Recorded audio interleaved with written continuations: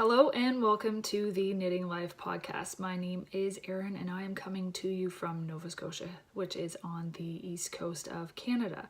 Today is Wednesday, March 27th, and this is a podcast where I talk about knitting, sometimes books that I'm reading, and television shows that I am interested in. Today I am going to talk to you about Agatha Christie in the knitting world. I'm sure, as you all may know, there are lots of knitting themes surrounding books and TV shows, and it seems like Harry Potter is the most prevalent of all those. And it's not that I don't like Harry Potter, it's just something that's never really captured my attention for very long. In 2003 and 2004, I did live in South Korea where I taught English as a second language. And at that time, I had a small group of students who were advanced speakers. And we did read the very first book in the Harry Potter series, but I actually can't even remember what that book was called. I'm sure some of you that absolutely adore Harry Potter are probably screaming at me right now telling me what it is, but I don't really care. I just, maybe down the line when my boys get older. If you haven't been to this channel before, I am a mother of two small boys. They are 4 and 3, so you will hear me probably reference them a few times as we go along. But as they get older, maybe that's something that they will be interested in, but it's never been something that that has held my interest. Not like Agatha Christie. So today, if there are any Agatha Christie fans out there, maybe you will enjoy this podcast and hearing about some things that I've come across in the knitting world that are of particular interest for any fans. The first yarn that I ever was exposed to with a Agatha Christie theme was by Cauldron of Colors, hand-painted yarn, which was being sold on Etsy. And I believe her shop is currently on a vacation. I'm not sure if she's going to return to dyeing or not, but when I did first hear of this yarn being mentioned, it was during the In a Pickle podcast. And as soon as I became aware, I made sure that I placed an order. And these two skeins that I'm about to show you are from that order. The first one is Hercule themed skein of yarn. It's a 75-25 superwash merino nylon blend. It's about 365 meters and 100 grams approximately. Approximately 365 meters, but definitely 100 grams. And it is gorgeous, and it is called, if I haven't mentioned, Halloween Party, which is a Porvo novel. Oh, how come I can't say that? So this is it.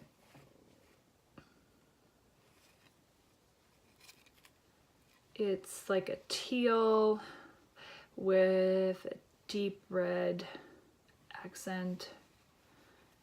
It's so super soft and super squishy. And the next one is also a 75-25 superwash merino nylon blend and has the same weight and yardage. And it is called Aunt Jane's Witchy Scents. And both of these are Halloween themed colorways. This one has a bit more different colors. They're so squishy, and I have yet to knit anything with these. They've been in my stash since the Christmas past, just waiting for the perfect project. They both also came with stitch markers, some witchy Halloween stitch markers. One of them is being used, and this one was just attached to the skein. Just this past year, I came across a post on Instagram of another dyer who was featuring the works of Agatha Christie as her colorway themes for a mystery sock club. So I think it's bi-monthly or every other month. Artistic Lilly on Instagram and on Etsy, who is Ellie, she is releasing a mystery sock club where you get one full skein and one accompanying mini. She does let you know in advance what the theme is, which book theme it is. However, you do not know what the actual colorway will look like until you get it. So when I came across this post, it was probably in November, October, maybe in October, because she also had a Halloween party themed skein and I did miss out on that. And then she also did a giveaway for one as well, and I think that's when I became aware that it was going on, maybe through the giveaway. So I had gone back through her Instagram feed and noticed that it was something she had started in May 2018. So she had a couple of editions releases previously to the Halloween party that I had missed out on. But fortunately, I was able to get some of those, as this past January in the new year, she did, I think she did one release of 3 of the previous editions, and then they had sold out of her shop so quickly that she decided to do a pre-order, and I was able to get in on the pre-order. And of course I ordered all 3 that I was able to order, the 3 that she had gone back to show. So they're from last year, but I was able to get them this year. And the very first one was the one that was featured last May, and of course it is Murder on the Orient Express. Just absolutely gorgeous. This like deep blue with a deep red like blood. Oh, it's just so amazing. And this is on her Gotta Have Socks fingering weight yarn, and it is a 80/20 superwash merino nylon, and it says it is 80 yards, 73 meters, and I believe it's 100 grams. It doesn't say, but it seems the standard 100 grams. It's absolutely gorgeous. And how perfect that she started with Murder on the Orient Express. I think that's just awesome. So it's also a book featuring Hercule Poirot, which I cannot say unless I say it like that, so please bear with me. So that was from last May. And then in June, she released another one, which was Sad Cypress, another Poirot book. And this is also equally as gorgeous. The colors are so rich and deep.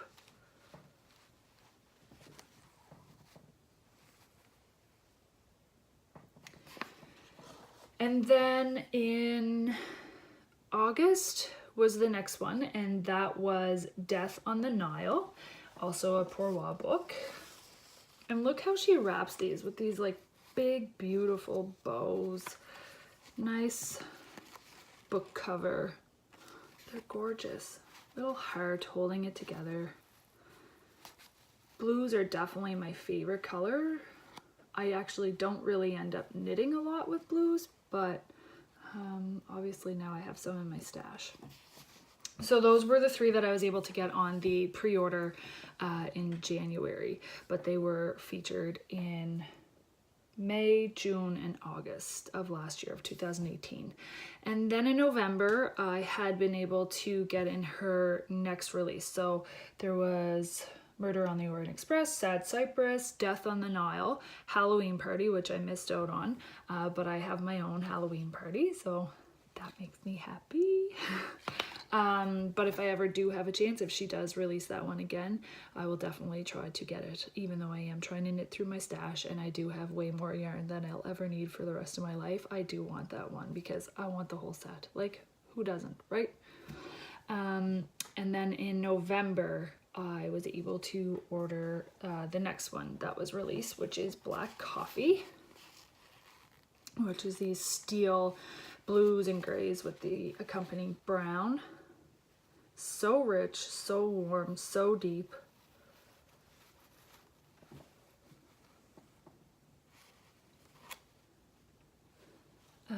And that was also something that I ordered that my husband could give me for Christmas. In the new year, she did another mystery sock club, which was before the pre-order of the previous original 3 releases, and that was the ABC Murders. And ABC Murders, I think was they did a television program in the UK over Christmas, so that was probably maybe some of her inspiration to do that. And these are really bright, fun, deep colors as well.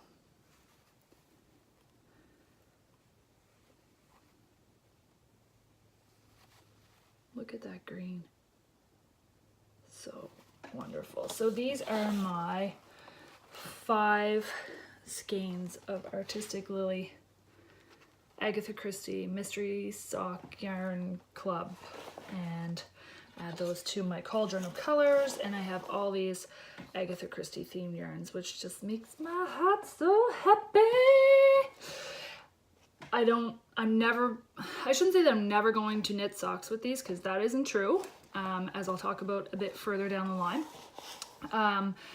But they're just so special to me that I want to make something that's just absolutely perfect. So if you out there are watching and you can think of a project that might use a few of these or all of these, please comment and let me know below.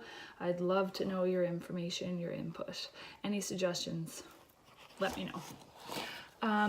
So as I just said, I always kind of feel a little bit conflicted with using my exceptionally good yarn for socks. Not that socks aren't beautiful. I'm a huge sock knitter. That's mostly all that I knit is socks. But sometimes when the yarn is so extraordinary, it feels almost sinful to put it on your feet and shove it in a shoe or drag it across dirty floors. It just feels wrong. But sometimes it feels right. So in January of this year, January 2019, Olivia of This Handmade Life and Amber of AmbroseKnits, both on Instagram and Ravelry, announced a Miss Marple Knits knit-along. And this knit-along runs from January 1st, 2019 to December 31st, 2019. And there is a Ravelry group called AmbroseKnits Designs Ravelry group, and that is where you can go to post your finished objects, partake in some chatter and what have you. The knit along consists of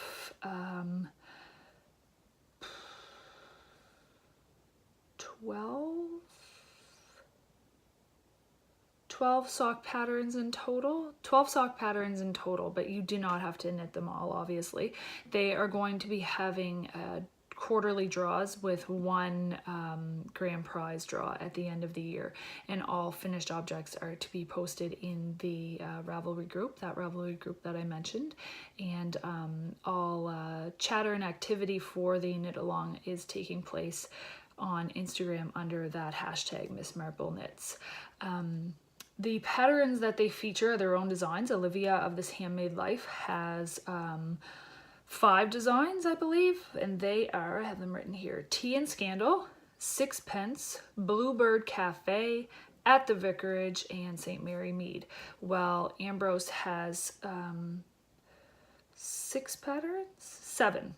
They are Paddington Station Socks, Damson Gin Socks, Little Paddock Socks, Nemesis Socks, Scones with Florence Socks, Poison Pen Socks, and Tea at Bertram's. So if you are familiar in any way with any of Agatha Christie's Miss Marple books, some of those titles probably are ringing a bell with you.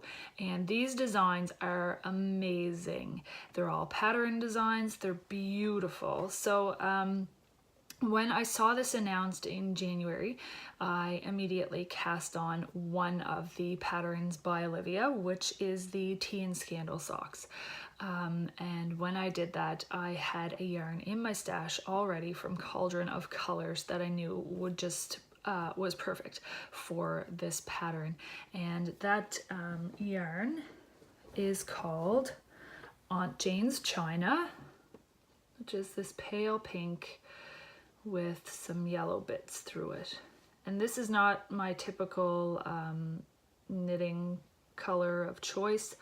I don't really knit with a lot of pink. I don't really think I do. I don't really feel like I have a lot of pink in my stash. It's not really my go-to color. Blues are my go-to color, but it's always nice to venture outside your comfort zone. So this is the Aunt Jane's China colorway, and the pattern that I cast on, as I said, is the Tea and Scandal.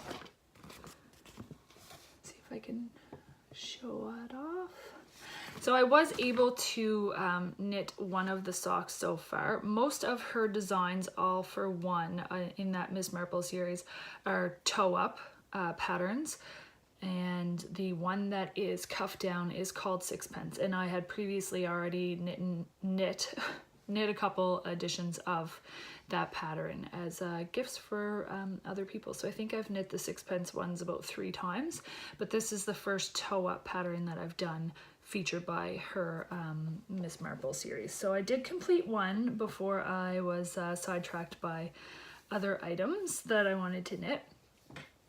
It's a diamond shaped lace pattern and it is beautiful.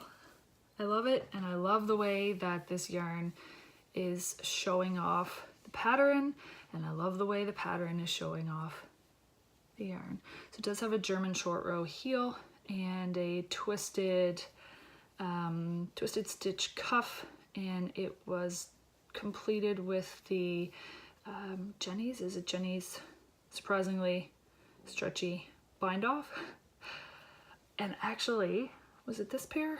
Or I did knit another one of the pair of socks in that pattern, in her Miss Marple pattern, but I do not have them as I gifted them to my cousin for her birthday, and that was a St. Mary made socks. So either on those ones or these ones, when I first did the bind off, I actually just did, I'm not always a huge fan of the surprisingly stretchy bind off. Like I find that on the cuff down, it's it looks better when you do cuff down, but when you do toe up, it kind of looks a little loose. I don't know, I just don't, it's not my preferred, but either on this pair or the other pair, I actually just like bound off just to see what would happen without doing the stretchy bind off, and I actually could not get this. I got my foot down as far as here, and then when it came time to like get my actual like foot into the foot part of the sock, like make my way into the heel, I couldn't get it over because it wouldn't stretch at all. So I guess that's why they say to use the stretchy bind off. Anyways, these socks are gorgeous. I can't wait to knit the second one. Definitely takes a lot more concentration than just your vanilla socks. So not usually my favorite go-to knitting pattern for me, because I get easily kind of distracted, and if it's nighttime when I'm knitting, my brain power's just been exhausted all day. So I'm not very good for counting or anything like that. But as I say, this is a time when the pattern, the knitting, and the yarn all aligned perfectly. Aunt Jane's China, Tea and Scandal. I don't think you can make it any perfect. Couldn't make it any more perfect. So I would like to knit a lot more of the patterns featured from those 2 designers for that knit along. But I don't know if I do want to use all of this stash to make those socks. A lot of the patterns, if you go on social media to look at them, a lot of their patterns do seem to feature well in plain, solid colored yarns. Shows off the pattern much better than anything that would be variegated or speckled. So yeah, that is that's about it for the patterns that I have seen on Ravelry that are available. If you know any other Agatha Christie theme patterns that I haven't mentioned, please comment below, let me know. And if you are aware of any other dyers that are doing Agatha Christie themed colorways, please comment and let me know below. I would love to know. Also, as a one-off, I was able to purchase some Miss Marple themed. She also had some Poirot themed stitch markers at the time on the Cauldron of Colors at Etsy shop.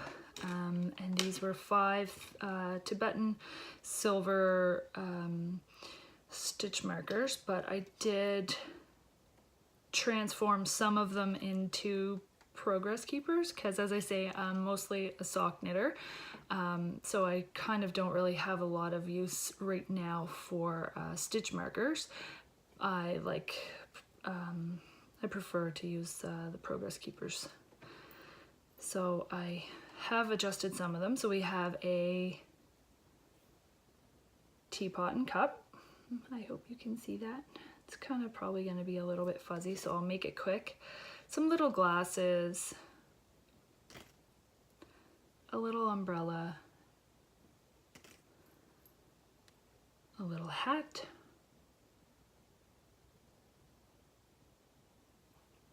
and some little knitting. I apologize for the glare. If you're like me, you probably watch TV or listen to podcasts or occupy your knitting time doing 2 things at once. So I thought I might mention a couple entertaining items that you might be interested in as well. One is the She Done It podcast, which is available on the Apple Podcasts for sure, and that's hosted by Caroline Crampton. Each episode is about 20 minutes to a half an hour, in that range, so they're nice and quick and easy and entertaining.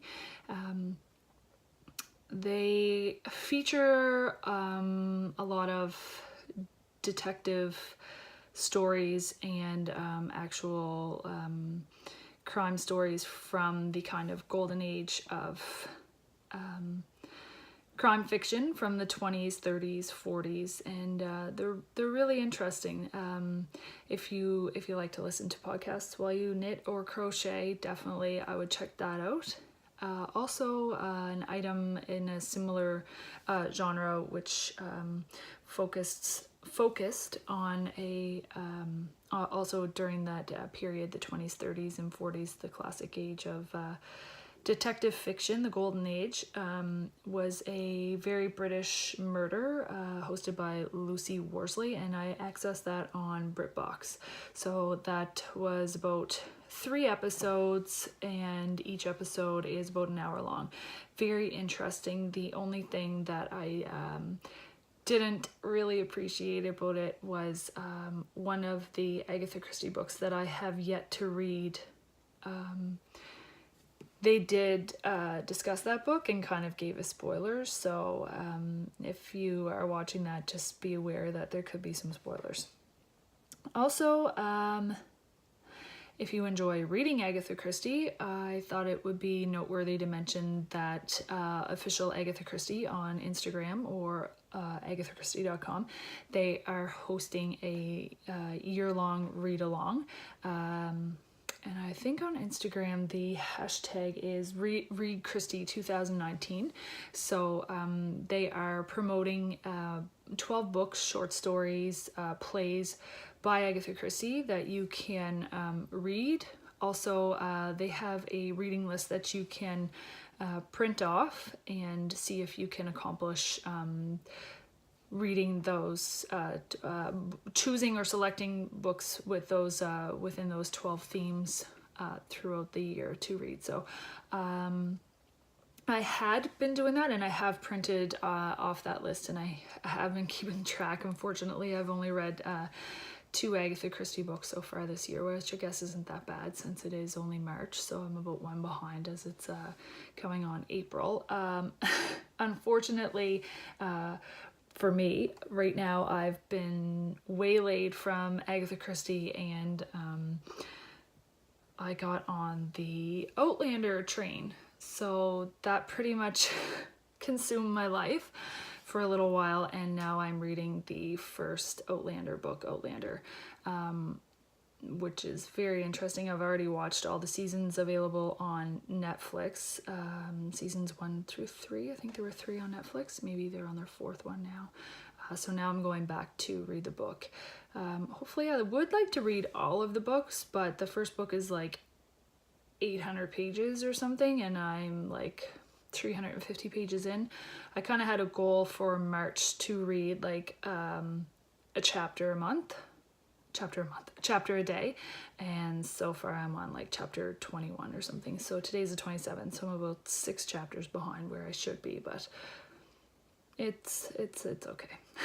It's not really a big deal in the grand scheme of things. And I'm also right now totally consumed with watching The Last Kingdom on Netflix. So I'm on season 3. I have 1 more episode to go to complete what is available to me on Netflix, and well, what is available period, I guess, right now. And those are that's a series also based on some books. So I kind of think that I might be interested in reading that series as well. So I don't know how far I'm going to get with my Christie Reads 2019, but as you seen in the opening there, I do have a few books that I can make my way through, and some of those that are on my shelf have already been read, and some of them I have a couple copies of. I find if I come across a Christie book at charity shop or something, like I can't resist it. We have a gift shop at my work, and sometimes people donate some Agatha Christie books there, so of course I'll always pick them up. Can't leave them on the shelf, which I probably should since I already have some. Maybe somebody else could take them instead of me. Maybe I'll keep that in mind next time I see them there. And fortunately my cousin, she and her mom also keep their eye out for some Agatha Christie books too for me, so I got eyes everywhere for those. So they're if you haven't read Agatha Christie, I definitely would suggest you just give it a try. If you love knitting, I would suggest Miss Marple. She's an old spinster lady who travels around with her knitting, and sometimes it's a way, knitting becomes a way for her to segue into things and stick her nose where it doesn't belong to help solve mysteries. So if you're looking for a good cozy mystery, I can definitely recommend Agatha Christie. I hope you enjoyed this episode. I feel like I was a bit all over the place, but my kids are away at school today. It's a vacation day for me. Nobody's home, and I have to act fast while I can. So hope you enjoyed. If you did, give a thumbs up, comment below, subscribe, and hopefully we'll see you next time. Take care. Bye. I am just in the midst of editing the video that I recorded this morning, and it occurred to me to ask a couple of questions. I'm wondering if any of you do read Christie, if you'd be interested in telling me below what book is your favorite, or what character is your favorite.